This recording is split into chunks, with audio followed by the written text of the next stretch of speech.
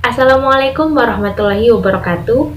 Perkenalkan, saya Ade Mahniar. Kali ini saya akan mempresentasikan hasil kajian chapter 3 dan 4 yang berjudul Analisis Front End dan Analisis Audience dari buku yang berjudul Multimedia Based Instructional Design karya William Li dan Diana Owens. Dalam chapter 1 dan 2 telah dijelaskan tentang penilaian kebutuhan yang menentukan bahwa pelatihan atau intervensi dukungan kinerja ini sangat diperlukan. Nah, langkah selanjutnya di chapter 3 kita akan mempelajari atau mencari informasi yang lebih rinci tentang apa yang akan dikembangkan. Itulah tujuan dan fungsi dari analisis front end di sini. Dalam buku ini terdapat 9 jenis analisis front end. Yang pertama, analisis audience. Analisis audience di sini artinya kita mengidentifikasi latar belakang, karakteristik pembelajaran, dan keterampilan prasyarat penonton. Yang kedua yaitu analisis teknologi. Analisis teknologi di sini dalam artian kita akan mengidentifikasi kapabilitas atau kemampuan spesifikasi teknologi yang ada dan yang akan kita gunakan. Yang ketiga adalah analisis tugas. Analisis tugas dalam artian kita menjelaskan tugas terkait seperti pekerjaan yang akan dilakukan, yang kemudian itu dijadikan hasil dari pelatihan atau dukungan kinerja. Selanjutnya, analisis insiden kritis. Insiden kritis di sini berarti kita menentukan keterampilan atau pengetahuan apa yang harus ditargetkan kepada penonton agar kita bisa mengintervensi multimedia atau program pelatihan. Selanjutnya, analisis situasi. Analisis situasi di sini berarti kita akan mengidentifikasikan kendala lingkungan atau organisasi yang mungkin berdampak pada tujuan dan desain multimedia. Selanjutnya, analisis tujuan. Nah, di sini kita harus menuliskan tujuan dari tugas pekerjaan yang akan ditangani. Analisis media. Di sini kita harus memilih strategi penyampaian media yang sesuai. Selanjutnya, analisis data yang masih ada. Data-data yang telah kita kumpulkan seperti kita mengidentifikasi materi pelatihan, manual, referensi, dan silabus yang ada itu perlu dianalisis lagi agar relevan dalam mengembangkan multimedia yang sekarang. Selanjutnya, analisis biaya dan manfaat.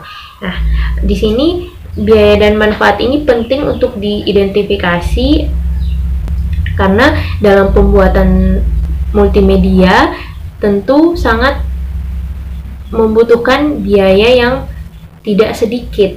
Nah, dengan kita menganalisis biaya dan manfaat itu, kita bisa mengetahui seberapa besar pengeluaran kita dan seberapa besar pemasukan yang akan kita dapatkan, seperti itu.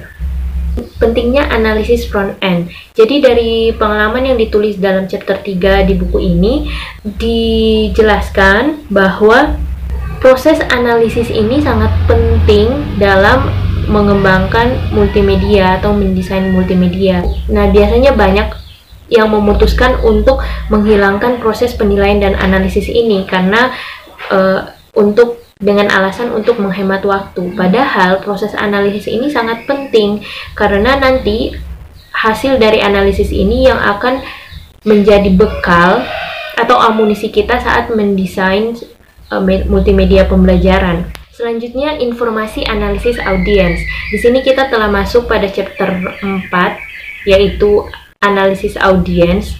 Informasi analisis audience ini akan membantu kita untuk merancang solusi yang sesuai untuk audiens. Yang pertama yaitu pengalaman dengan media pelatihan.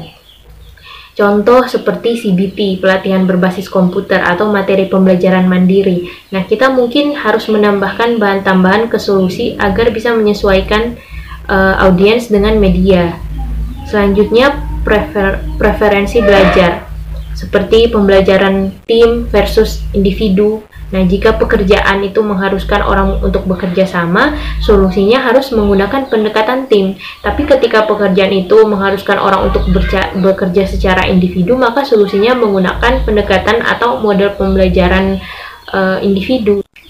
Selanjutnya, kemampuan atau preferensi bahasa. Informasi seperti itu tentang kemampuan atau preferensi bahasa audiens itu sangat penting untuk diketahui agar nanti dalam proses pembuatan media itu kita menggunakan bahasa yang memang benar-benar relevan dengan preferensi bahasa audiens.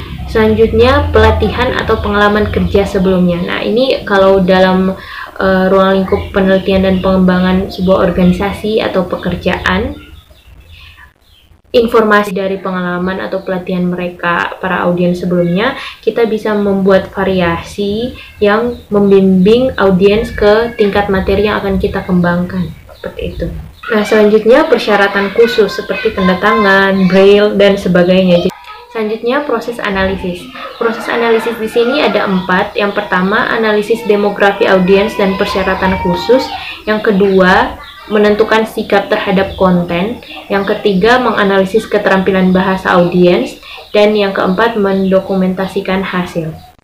Prosedur analisis audiens ini terbagi menjadi 4 seperti yang tadi saya sebutkan. Yang pertama, analisis demografi audiens dan persyaratan khusus. Langkah yang pertama itu, ya, mulailah dengan informasi tugas pekerjaan yang kita kumpulkan selama penilaian kebutuhan dan kita gunakan untuk memverifikasi audiens. Selanjutnya, langkah kedua, kita harus konfirmasikan berapa banyak individu yang akan berpartisipasi dalam program dan pendidikan umum serta latar belakang mereka.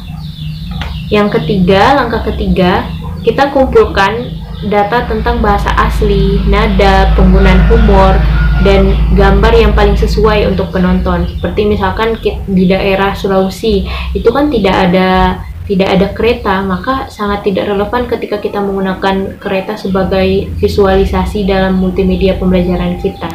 Selanjutnya, langkah keempat yaitu catat persyaratan khusus audiens seperti fisik,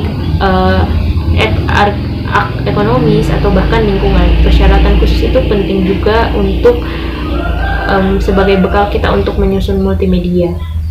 Prosedur yang kedua yaitu menentukan sikap terhadap isi. Langkah pertama yaitu tentukan apakah pelajar cenderung memiliki kesalahpahaman atau informasi yang salah tentang konten yang akan kita buat. Langkah selanjutnya, tentukan apakah ada sikap negatif atau positif audiens terhadap konten yang akan kita kembangkan. Langkah ketiga, lanjutkan untuk menentukan apakah ada terminologi atau kosakata khusus misalkan yang harus kita gunakan atau kita pelajari. Prosedur yang ketiga yaitu menganalisis keterampilan bahasa. Yang pertama, menentukan bahasa lisan dan tulisan utama audiens, target audiens kita, dan yang kedua, memastikan tingkat membaca audiens dalam bahasa utama mereka. Yang ketiga yaitu vlog index. Itu merupakan metode efektif yang diterapkan sesuai dalam buku ini, di mana vlog index ini salah satu dari banyak skala keterbacaan yang tersedia. Nah, petunjuk untuk menggunakan indeks ini terdapat di bagian alat analisis dan penilaian yang akan dijelaskan selanjutnya. Kegiatan keempat yaitu mendokumentasikan hasil. Jadi dari hasil analisis ini yang digunakan kita akan sampaikan ke tim desain dan tim pengembang. Tim desain di sini terbagi menjadi 2 yaitu seniman grafis dan desainer instruksional. Sedangkan tim pengembang itu ada videografer, desainer antarmuka, serta penulis. Selanjutnya, terdapat beberapa pertimbangan dalam mengembangkan multimedia pembelajaran. Dalam buku ini menyarankan kita untuk mempertimbangkan 2 hal sebelum proses pengembangan, yaitu yang pertama, merekrut tim atau seseorang yang berasal dari budaya yang sesuai. Jadi tim yang direkrut ini adalah orang yang benar-benar tahu budaya yang sesuai dengan target audiens kita. Pertimbangan selanjutnya yaitu memproduksi satu versi produk, kemudian mengirimkannya ke vendor atau tim pengembangan untuk dibudayakan atau diterjemahkan. Ya, demikian presentasi dari saya tentang kajian chapter 3 dan 4, analisis front end dan analisis audiens. Terima kasih.